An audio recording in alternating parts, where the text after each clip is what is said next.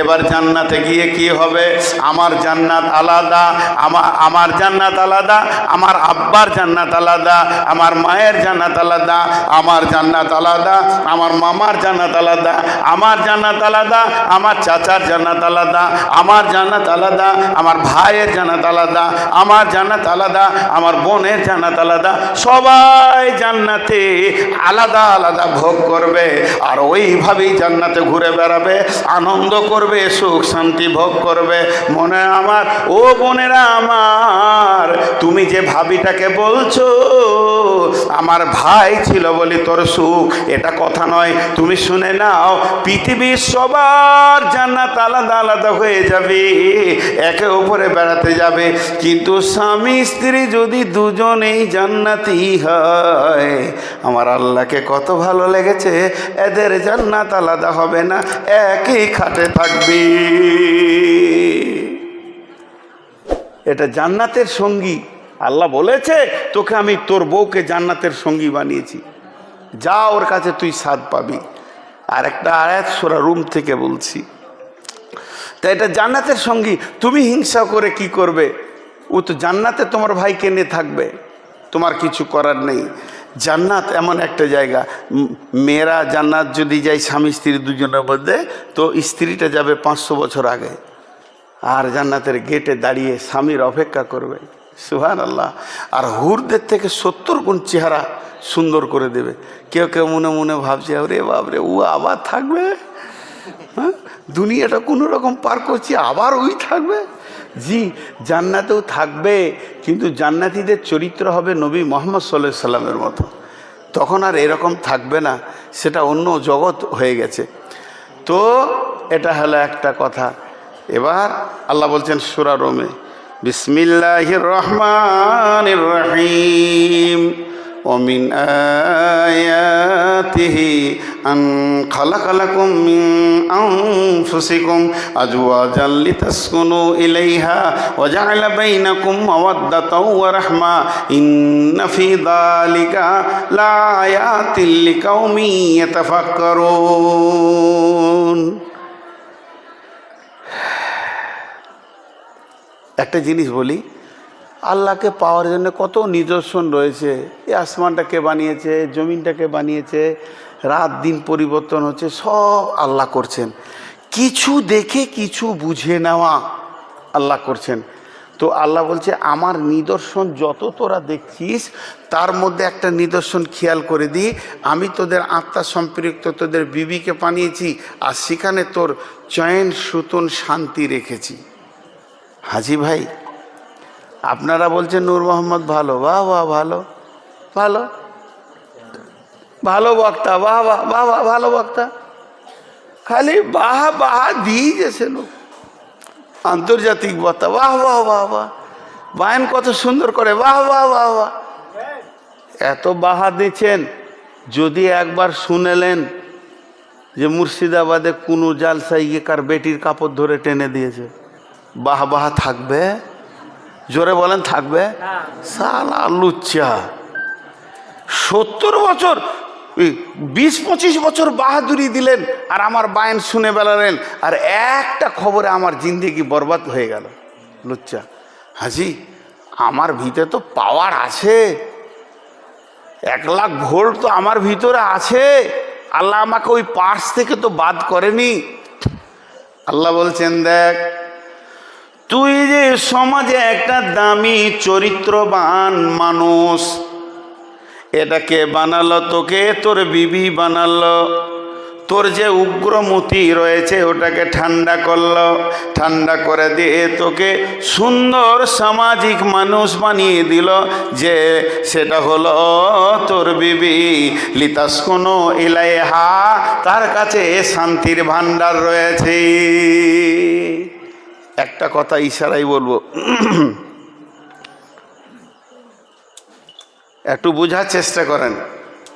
একটা টি টেবিলে 4 লাখ টাকা আপনি ব্যাংক থেকে এনেছেন, যে টাকাগুলো গুনছেন, 1 2 3 4 5, এটা হলো 10,000, এটা 10,000, যে টাকাগুলো যে আপনি বারে বারে গুনছেন ভাই, ওই পাশে আমি বসে আছি, তা আমার হাত খালি শু শু শু শু করছে।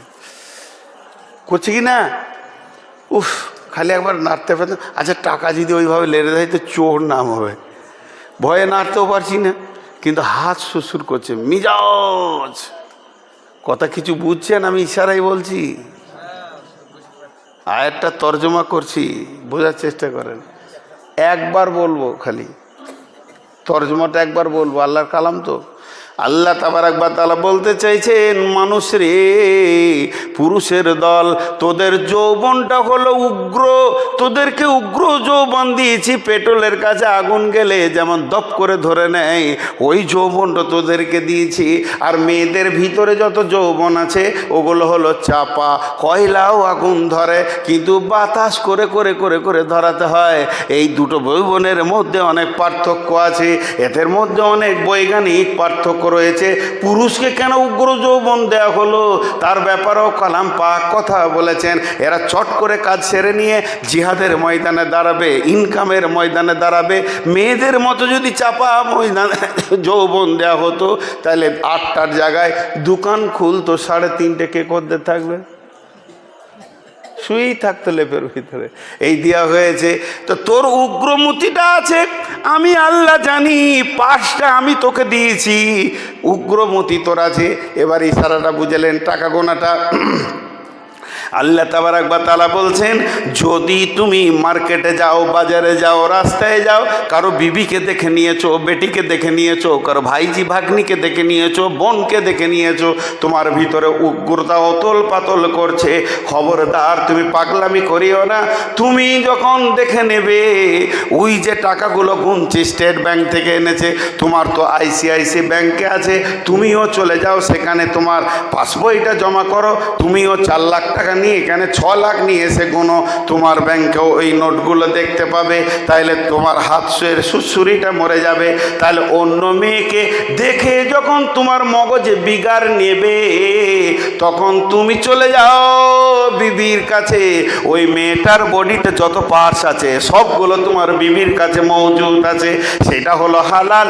এর দিকে তাকালে গোনা, বিবির দিকে তাকালে নেকি, এর দিকে ধরলে গোনা, বিবিকে ধরলে নেকি, জেনা করলে গোনা, আবার আপনি বিবির সঙ্গে মিলবেন তো নাকি। তোমার নিজের যেখানে পাসবই রয়েছে, একই নোট, একই টাকা সেই ব্যাংকে আমি মজুদ করে রেখে দিয়েছি। তুমি চলে যাও, লিতাসকুনু ইলাইহা, তাকে গলায় জড়িয়ে ধরো, ওয়াজআলা বাইনাকুম মাওয়াদ্দাতা, মাখামাখি করো, আনন্দ করো, ওর ভিতরে তুমি জান্নাতের স্বাদ পাবে।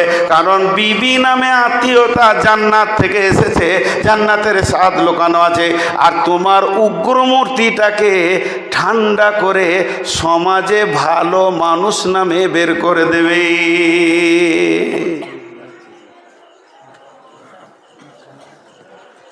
সমাজে তোকে ভালো মানুষ করে দেবে। ওই উগ্রমতিটা যদি থাকে, তুই কাউকে হাত দিয়ে ফেলবি। তোর বিবি কীরকম একটা জিনিস তোকে দিয়েছি আমি, আল্লাহ বলছেন যে তোকে সুন্দর প্লেস করে দেবে, সামাজিক মানুষ করে বের করে দেবে। মুফতি মৌলানা সবাইকে ঠান্ডা করে বিবিতে। জি, এক মৌলানা সাহেব বলছে, আপনারা একটু দোয়া করবেন, আমার ছেলের খুব জ্বর, হাসপাতালে ভর্তি আছে। তো এক বুড়ি নানি বলছে, মৌলবীদেরও ছেলে হয়? বুঝেন নাই? জালসাতে এক মৌলানা বলছে আপনারা দোয়া করবেন, আমার বড় ছেলেটা অসুখ হয়েছে। তো এক বুড়ি নানি বলছে, মৌলবীদেরও ছেলে হয়? চিন্তা করেন, বিশ্ব নবীর ছেলে ছিল, ভাবছে যে মৌলবীদের মনে হয় পাশ টাস কিছু নেই, ওরা খ্যাপা পাগলা, মাথা খারাপ। মৌলবীরা যত ভঙ্গি জানে আর কেউ জানে না। নিসাউকুম হারসুল্লাকুম ফাতু হারসাকুম। হ্যাঁ, আল্লাহ কালাম পাকে বলে দিয়েছেন বিবির সঙ্গে কেমন করে মিলবি। মৌলবীরা যত ভঙ্গি জানে পৃথিবীর কেউ জানে না। খালি গায়ে রাস্তাতে টুপি পরে ঘোরে, আর বিবিদেরকে জিজ্ঞেস করবে কি সুখে আছে। মৌলবীর বিবিদেরকে একবার জিজ্ঞেস করবে কি সুখে আছে। জি, কোথা চাচাইছে তো মারবে নাকি আমাকে? ও খাওয়া দাওয়া করছে, খেয়েই মারবে, গায়ে বলবার আছে। তাহলে বিবি হলো একটা বড় নিয়ামত। এবার আমার খালামাদেরকে একটা কথা বলবো, খুব যদি রেগে যান খালামা, আমার জন্য দোয়া করে দিয়েন। বর্তমানে যাদের আয়ত্তে অধীনে, যে মেয়েদের আয়ত্তে অধীনে দুটো চারটা বউ আছে, এরা হলো জালেমা মেয়েগুলো, বেশিরভাগ জালেম। বলে কেন বলছেন? হ্যাঁ বলছি, বউকে কষ্ট দেয়। আর বিটি কখন শ্বশুর ঘর গেছে, বিটির জন্যে মা পেরেশান আর বউকে কষ্ট দেয়। এরকম বেশিরভাগ শাশুড়ি আছে না? আরে হ্যাঁ না বলে না? দিন রাত ফোনে খালি বিটির সঙ্গে যোগাযোগ, বিটির সঙ্গে যোগাযোগ, বিটির সঙ্গে। আর বউগুলাকে মনে করছে পরের বাড়ির বেটি নিয়ে এসে বাড়িতে কাজের মেয়ে, কাজ করবি আর বেটাটার কাছে থাকবি, যা খেয়ে দে বাদ। আর বিটিটা হলো জানের জান। এরকম মেয়েদের আচরণ হয়েছে। আপনাদের মনে হয় এলাকায় এরকম নাই? মাথা খারাপ থাকবে না? গ্যাস সিলিন্ডার সব এলাকায় একই। হ্যাঁ কম, ওই জন্য বলবো না। হ্যাঁ কমগুলো বলতে হয় না, কমগুলো চুপ থাকতে হয়। খুব কম যে বৌমাকে বেটির মতো দেখে আছে। একটা উদাহরণ দিচ্ছি, এক ভাই আর এক বোন একসাথে বিয়ে হলো, তো ফ্যামিলিতে দুটো নতুন লোক ঢুকলো, একটা বৌমা ঢুকলো আর একটা জামাই ঢুকলো। একই ভোজে বাপ বেটা বিটির বিয়ে দিল, তাহলে ফ্যামিলিতে কটা লোক ঢুকলো? দুটো নতুন, একটা জামাই একটা বউ। মাস চারেক বিয়ে হয়েছে, কি মাস তিনেক, 6, এর বেশি লয়। তো বেটা ঘরে আছে, বৌমা আছে। যতটা পরিমাণের আকর্ষণ বেটির সাথে জামাইয়ের, অতটাই আকর্ষণ। কি ভাই, এটা তো লজ্জার কিছু নাই। বেটি বাইদি বাই মায়ের বাড়িতে আছে, কোনো কারণে আছে, কেউ মারা গেছিল পাড়াতে, দাদি দাদা এসেছে, আছে। 4 দিন পর জালসা। তো জামাই বলছে বেটিটাকে, খাদিজা ঘর চলো। তো শ্বশুর গিয়ে বললো যে বাপ আর 4 দিন পর তো জালসা, এসি যখন গেছে তা 4টা দিন থাক, তুমি থাকো, আর চাপ থাকলে তুমি আবার জালসা দিন আসবে, জালসাটা হয়ে গেলে সকালে নিয়ে যাবে। জামাই মেনে নিল। তো বলল আব্বা থাক, আমি যাই, আমি কাল আসবো, তো একবারে জালসা শুনে যাবো। আমার কাজ ছেড়ে এসেছিলাম, মরার খবর শুনে হঠাৎ। খুব মন দিয়ে শুনবেন এই জায়গাটা। এবার জামাই তারপরের দিনে আসছে, তারপরের দিনে এলো জামাই। জামাই ঘর ঢুকলো, নাস্তা টাস্তা খেলো, মোটর সাইকেলে জামাই বেটি বেরিয়ে গেল নবগ্রাম 8টার সময়। আবার 10টার সময় ঘর ঢুকলো, 11টার সময় আবার বলছে নবগ্রাম যাবো, যা, আবার গেল, ঘুরে এলো। জোরে ভাত খেয়ে বলছে, হুরক করে মোটর সাইকেল ঘুরছে। আপনি মনে মনে গেছে কী ব্যাপার রে, তো ঘন ঘন কোথায় গেছে? স্বামী স্ত্রী দুজনেই গেছে, ঘুরে এলো 5 গ্রাম থেকে। আবার সন্ধ্যার আগে বলছে চলো ফুচকা খেয়ে আসি, চলে গেল। 4বার 5বার গিয়ে নিজের স্ত্রীকে মোটর সাইকেল করে নিয়ে যাচ্ছে, কোনো গোনা নেই, আনন্দ উত্তাল বয়স, মাত্র 6 মাস বিয়ে হয়েছে, এটা হবেই, এটা খুশির বিষয়। সে তার স্বামীর সঙ্গে যাচ্ছে। মায়ের মন ভরে গেছে। মা পাড়াতে বলে বেড়াচ্ছে, বোন তোমাদের দোয়াতে জামাই একটা পেয়েছি, আমার বিটি ছাড়াও কিছুই বুঝে না, আমার বিটিকে এত ভালোবাসে, ও যা বলবে তাই। বল বাজার যাবো, চলো, না করে না। তাহলে মায়ের জান ভরবে কি ভরবে না?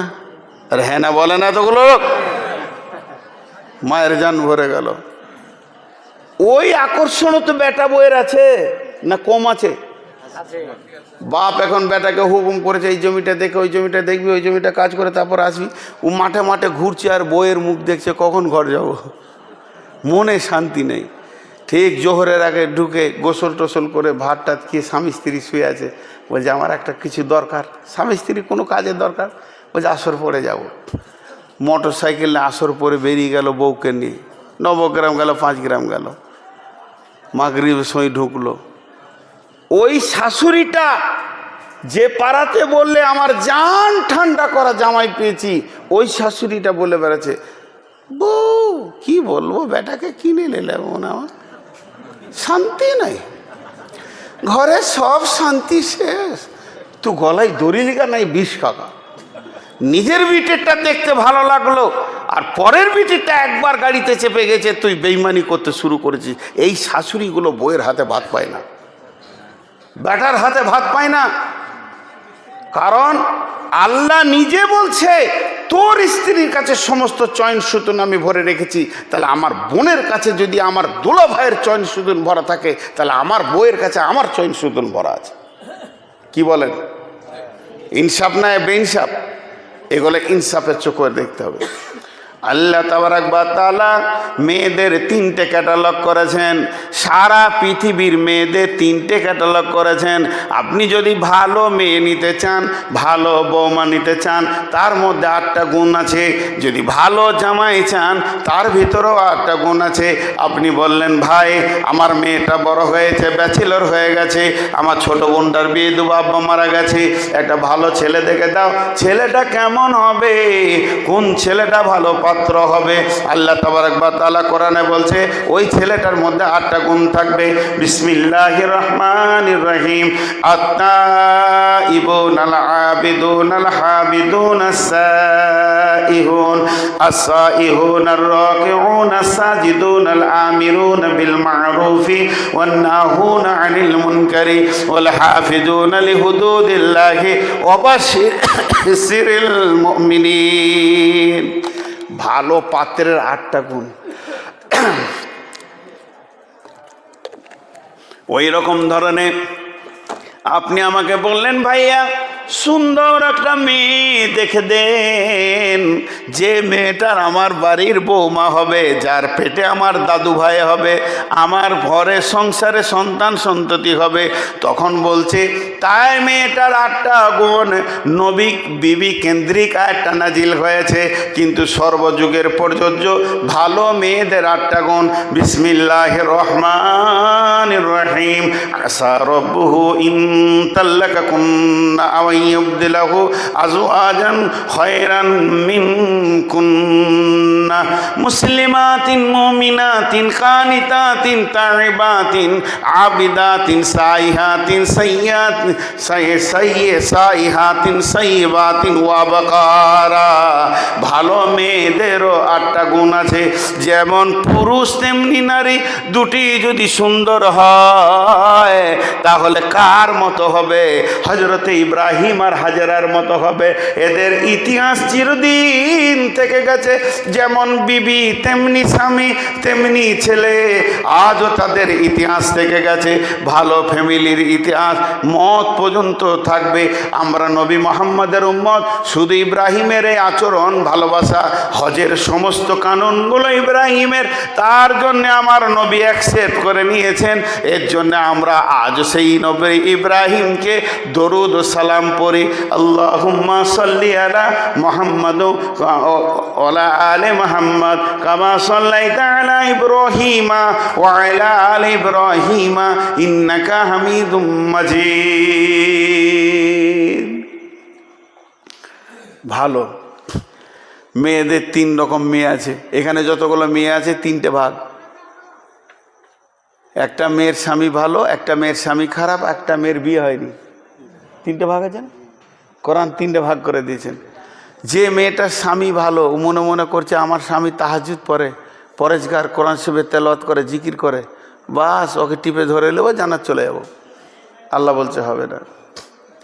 জারাবাল্লাহু মাসালাল লিল্লাযীনা কাফারু ইমরাআতা নূহি ওয়া ইমরাআতা লূতিন কানাতা তাহতা আবদাইনি মিন ইবাদিনা সালিহাইনি ফাকানাতাহুমা ফালাম ইগনিয়া আনহুমা মিনাল্লাহি শাইআ ওয়া কিলা দুখুলান নারা মা'আদ দাখিলিন।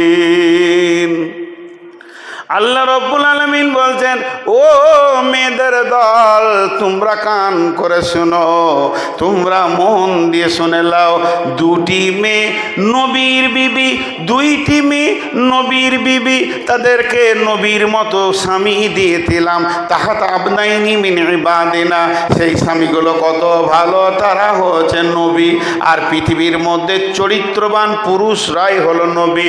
আর সেই নবীর বিছানায় তাকে যাওয়ার ক্ষমতা দিলাম, নবীর বালিশে মাথা রাখার ক্ষমতা দিলাম, নবীর লেপের ভিতরে ঢুকে থাকবে, তাকে কত আমি ইজ্জত দিলাম, নবীর কম্বলের ভিতরে থাকবে, কত সম্মান দিলাম, কিন্তু তারা নবীকে মেনে নিতে পারেনি, ভালো আমল করেনি, সমকামীদের সঙ্গে তারা আতাহাত করত, গোপন খবর তারা দিয়ে দিত রাসূল নবীর কাছে। ফেরেশতা এলে তারা গোপন খবর দিয়ে বেজ্জতি করার চেষ্টা করত। সেই দুটো নবীকে হযরত নূহ আলাইহিস সালাম, হযরত লূত আলাইহিস সালাম, এই দুটি নবীর বিবি কিলা দুখুলান নারা মাদাখিলিন, চিরদিন জাহান্নামের আগুনে থাকবে। এরা নবীর বিবি হয়েও জান্নাত পাবে না। নবীর বিবি জান্নাতে চলে গেল, জাহান্নাম চলে গেল। আর আখিরি নবীর কথা শুনেন, আয়াতটা মুখস্থ নাই, সূরা আহকাফের ভিতরে আছে, একটু শব্দ বলতে পারবো, কুলমা কুমতো বিদআম মিনার রাসূল আছে না সূরা আহকাফের ভিতরে। আয়াতটা কেন নাজিল হলো? রসুল, হাজি আপনাদের এখানে জুমার খুতবা দেয়, খতিবরা দেয়, কিসে দেয়? মিম্বারে চেপে না অন্য কোথাও? মিম্বারে। আচ্ছা, খুতবা দিতে দিতে যদি ও নেমে যায়, নেমে সব মুসল্লিদিকে এমনি করে করে ও লাস্ট দরজা পর্যন্ত যায়, ধর নাতনিটাকে কোলে নিয়ে এসে আবার খুতবা দেয়, ইমামটা চাকরি থাকবে? আর বলে না থাকবে? কে চাকরি থেকে বার করবে? সে হাত তুলে। গ্রামে মানুষ বের করবে। বেশি বুঝেন? বিশ্বনবী মসজিদে মিম্বারে খুতবা দিচ্ছেন, রানিং খুতবা চলছে চলছে চলছে চলছে। আম্মাজান ফাতেমা রাদিয়াল্লাহু তাআলা আনহা হোসেন হাসানকে সুন্দর করে সাজিয়ে দিয়ে বলছে, বাবা মসজিদে যাও, তোমার নানাজি খুতবা দিচ্ছে, খুতবা শোনো গা।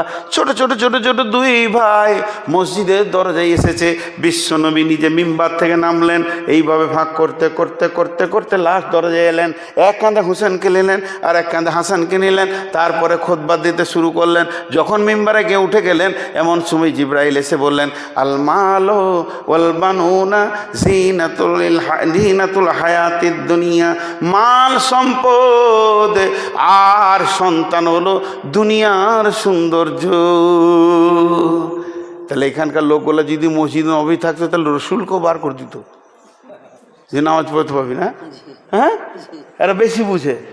মিম্বার থেকে নেমে নাতনিকে কোলে নিয়ে, আরে ভাই আপনি এমনি করে নামাজ পড়েন, আমরা এরকম পড়ি, আপনার এরকম পড়েন, যাই পড়েন, এখানে হাত বেঁধে যদি এমনি এমনি করেন, আবার টুপিটা ছেড়ে তারপর আবার টুপিটা যদি দিলেন, মুফতি সাহেবকে জিজ্ঞেস করেন নামাজ হবে কিনা? হবে? এরকম করে নামাজে খালি খালি এই রেখেছে, হবে যে হবে? নামাজে যদি বেশি কাজ করেন তো নামাজ হবে না, ধীর সুস্থে পড়তে হবে। কিন্তু শিশুদের আবার নামাজের কত ছাড় দিয়েছেন আল্লাহ। আমার মা, আমার বোন নামাজ ধরেছে, আল্লাহু আকবার, দুধের 2 বছরের বাচ্চাটা এসে পায়ের কাছে কাঁদছে, মা মা মা মা মা। পাওয়ার দিয়ে দিলেন নবীজি, ওকে কোলে তুলে নাও, তোমার নামাজ ভাঙবে না। এক হাতে রুকু করো, নামাজ ভাঙবে না। নামিয়ে দিয়ে সাজদা করো, তোমার নামাজ ভাঙবে না। আবার ওঠার সময় কোলে নিয়ে তুমি নামাজ পড়ো। শিশুকে কোলে নিয়ে নামাজ পড়লে নামাজ ভাঙবে না। শিশুর অধিকার অনেক বেশি আছে নামাজের ভিতরে। আল্লাহর নবী আসরের নামাজের সাজদায় পড়ে আছে, ইমাম হোসেন এসে ঘাড়ে চেপে নিয়েছে, আর হাসান পাছায় ঠেলছে, ঘোড়া যায় না কেন? ফরজ নামাজ শেষ সিজদা, নবীজি আর সাজদা থেকে এদিকে হোসেন হাসান 2 জন রসুলকে ঘোড়া বানিয়েছে। এমন সময় জিবরাইল আমিন কানে কানে বলছেন, নবীজি গো, যতক্ষণ হোসেন ঘাট থেকে না নামবে সাজদা থেকে মাথা তুলবেন না। আল্লাহ বলেছেন, আল্লাহ কত ভালোবাসে। শিশুরা মসজিদে আসবে, ভাঙবে, চুরবে, গালবে, দৌড়বে। যে মসজিদে শিশু নাই, যে মসজিদে শিশু নাই, জানতে হবে প্রজন্ম তাদের শেষ হয়ে যাবে, পরবর্তীকালে আর নামাজের লোক থাকবে না। ওই জন্যে ছোট ছোট শিশুদেরকে বড় বড় দেশে বল দিয়ে খেলা করতে দেয়। আমার সঙ্গে চলেন উমরাতে, আমার কোরবানির পরে উমরাতে যাব। ভাইয়েরা আমার, মক্কা মদিনায় দেখবেন শিশুরা বল খেলে বেছে মানুষের ভিতরে গিয়ে, তাদেরকে কেউ বকে না। মসজিদে আপনার মতো বুড়াটা 70 বছর সুদ খেয়ে এসে নামাজ পড়ার থেকে পেচ্ছাপ করে দেয়, যদি শিশুটা ভুলবশত করেছে, ওর জন্য অনেক রাস্তা খালা আছে। 70 চুহে খা কে বিল্লি নে হজ কো চলি। আমাদের অবস্থা হচ্ছে কি, 40 বছর মসজিদ ঢুকিনি, এবার মসজিদ ঢুকেছি তো ছোট ছেলেগুলোকে ধুমকে থাকি, আছে না নাই? হ্যাঁ, শিশুদেরকে মসজিদ, আমার হাতে 2-3টে মসজিদ আছে যে ইমাম টেমাম আমি দেখি, খুতবায় আমি বলে দিচ্ছি, শিশু আসবে মসজিদে, কাঁচ আছে, সাজানো আছে, ভাঙবে, শিশুকে কেউ বকবেন না, যেটা ভেঙেছে আমাকে বলবেন, আমি দিব। কিন্তু শিশুকে যদি কেউ বকেন, ওই বুড়াটাকে ঘাত ধরে বের করে দেবো মসজিদ থেকে, ওদেরকে বল দিব, মসজিদে খেলবে ওরা। সাহাবীরা মসজিদে কুস্তি লড়াই খেলেছে, আম্মা জান আয়েশা বলেছেন, দেখবো রসুল দরজার কাছে দাঁড়িয়েছেন, কাঁধের ফাঁক দিয়ে দেখেছে মসজিদে কুস্তি লড়াই খেলা যায়, শিশুরা খেলবে, আপনি ফরজটা পরে নিয়ে ওদের খেলা ডিস্টার্বটা করবেন না, আপনার সুন্নতের থেকে ওদের বল খেলাটার দাম বেশি, আপনি বাড়িতে সুন্নত করবেন। কারণ রসুল বলেছেন ঘরকে কবর বানাইও না, ঘরে তুমি সুন্নত করো। সুন্নত তো মসজিদের জন্য নয়, সুন্নত ঘরের জন্য। মানুষ ভুল করে সুন্নত ঘরে, খ্যাপা মসজিদে উজু করতে যায়, মসজিদে উজু করবে কেন? উজু তো আপনি ঘরে করবেন, ঘরে উজু করে পেশাব পায়খানা করে পায়ে পায়ে নেকি নিয়ে আপনি মসজিদে যাবেন, গুনাহ ঝরবে। কিন্তু জানে না, ঘর থেকে বেরিয়ে যায় উজু করছে মসজিদ। সব কিছু আমরা উল্টো সিস্টেম করে রেখেছি। ঘরে উজুর জায়গা বানানো একটা করে, ঘরে আমার ঘরে বানানো আছে, আমি উজু করে বেরিয়ে। জি ভাই, তো শিশুদের, তাহলে আল্লাহ রসুল হোসেন হাসানকে কত ভালোবাসতেন, এটা বললাম। আল্লাহ নবী ফজরে সালাত আদায় করলেন মসজিদে, সালাত আদায় করে হুজরাতে যান, নিজের ঘরে যান, সালাত আদায় করে নিজের ঘরে যান। মনটা যেন কেমন করলো, নিজের ঘরে না গিয়ে সুজা চলে গেল বেটির বাড়ি ফাতেমার ঘর। আম্মা জান ফাতেমার ঘরকে যখন চলে গেলেন, তখন ওই ফাতেমার ঘরকে যখন গেলেন, তখন ওই ঘরের ভিতরে বিশ্বনবী ঢুকে একটা দৃশ্য দেখতে পেলেন। কি দৃশ্য? প্রচণ্ড শীত। আপনাদের বিরক্ত লাগছে নাকি? আমার অবস্থা টানছে ভেতর দিকে, কসম করতে বলিয়েন না, খুব কষ্ট হচ্ছে, মাথা ঘুরছে, 400 সুগার নিয়ে বকছি। তবে এটাই প্রথম জীবনের এগা, এটাই শেষ ইনশাল্লাহ। এগায় এখন ট্যাবলেট উঠিয়ে দেবেন। তো কি বলছিলাম, রসুলের সাথে গেলেন ফাতেমার ঘরে, ঘরে যে কি দৃশ্য দেখছি, শীতের সময় কম্বল ঢাকা, 4টা মাথা দেখা যাচ্ছে। হাজি, কেউ যদি ঢাকা থাকে তো মাথাগুলো বোঝা যাবে, উঁচা উঁচা, বোঝা যাবে না কম্বলে? আল্লাহ নবী দাঁড়িয়ে দাঁড়িয়ে দেখছেন, 2টা মাথা খালি ফিরিক ফিরিক করে দৌড়ে বেড়াচ্ছে, আর 2টা চুপ করে আছে। তা আল্লাহ নবী আইডিয়া করছেন, এটা আলীর মাথা, এটা ফাতেমার মাথা, আর ওই 2টা দৌড়ছে তো হোসেন হাসান হবে। জি, যে 2টা দৌড়ছে হোসেন হাসান হবে। আল্লাহ নবী করলেন কি, ওই দাঁড়িয়ে থেকে দেখতে দেখতে দেখতে সহ্য করতে পারলেন না, কম্বলটা তুলে দিয়ে ভিতরে ঢুকে গেলেন। তাহলে মাথা কয়টা হলো? 5টা হলো। বিশ্বনবী একদিকে আলীকে ধরলেন, একদিকে ফাতেমাকে ধরলেন, 2টা মাথাকে এক জায়গায় জড়ো করে হোসেন হাসানকে ধরে একসঙ্গে 5টা মাথাকে লাগিয়ে দিলেন। এরপরে বললেন, আল্লাহুম্মা হাজিহি আহলি, এ আল্লাহ এটা আমার আহাল, এটা আমার বংশ, এদেরকে যারা কষ্ট দেয় তারা আমাকে কষ্ট দিল, আর এদেরকে যারা ভালোবাসবে তারা আমাকে ভালোবাসলো। আল্লাহ এটা আমার হাল। কত ভালোবাসতেন। কিন্তু যখন সূরা কাফের আয়াতটা নাজিল হয়ে গেল, কুল মা কুনতু বিদাম মিনার রাসূল, আল্লাহ হুমকি দিলেন তার নবীকে, নবী হে, তুমি ভেবো না আমি তোমাকে প্রথম নবী পাঠিয়েছি, তুমি সিরিয়ালে শেষ নবী, প্রথম নবী আদম। আমি অনেক নবী খরচা করেছি, অনেক নবীকে অনেক আদর্শ দিয়েছি, তোমাকে আমি শ্রেষ্ঠ বানিয়েছি। তুমি ভেবো না তোমাকে আমি প্রথম নবী বানিয়েছি, তুমি তোমার আহাল বংশকে সাবধান করে দাও। আমার কিয়ামতের বিচারের মানদণ্ড কোন নবী এবং কারো মুখ পানে তাকিয়ে হবে না, আমি আমার ইনসাফের বিচার করব। আল্লাহর নবী বললেন, বেটি ফাতেমা রে, ও আলী, ও হুসান হাসান, নিজের আমলে তৈরি হয়ে যাও। কিয়ামতের মাঠে নবীর বিটি ফাতেমা বলে কোনো ফায়সালা হবে না। তার মানে হলো কি, যে কথাটা বলতে চাইছি মা বোনেদেরকে, ও আমার মা, ওরে আমার বোন, স্বামী যতই নেককার হোক না কেন, বিশ্ব নবী যদি কথা বলতে পারে, এখান থেকে জেনে নেন স্বামীর আমলে কোনো বিবি জান্নাত পাবে না। স্বামী তো স্বামী জান্নাতে যাবে, নিজের আমলে জান্নাতে যাবে। অতএব পৃথিবীতে সবাই যেন নিজ নিজ আমলের ময়দানে দাঁড়িয়ে যায়। তাহলে একটা আয়াত বলা হলো, একটা মেয়েদেরকে ওসিয়ত করা হলো, স্বামী নেককার বলে চুপ করে বসে থাকলে হবে না।